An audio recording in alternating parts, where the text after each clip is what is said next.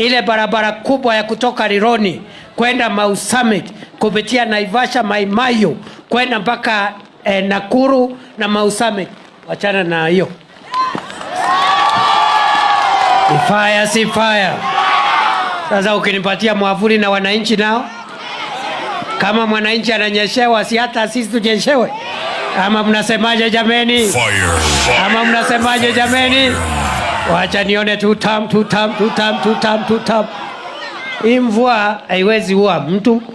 Si mvua ni baraka jameni. Nilikuwa naelezea kwamba tunakazana kuharakisha mambo ya wananchi, mambo ya uchumi.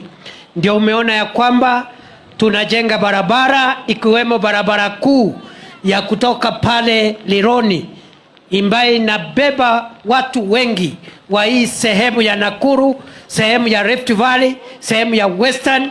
Hiyo barabara tunajenga, tuweke laini mbili za kupanda, laini mbili ya kushuka. Ikifika Naivasha ishikane, iwe laini 6 ya kupanda na ya kushuka, ndio tuwe na barabara nzuri.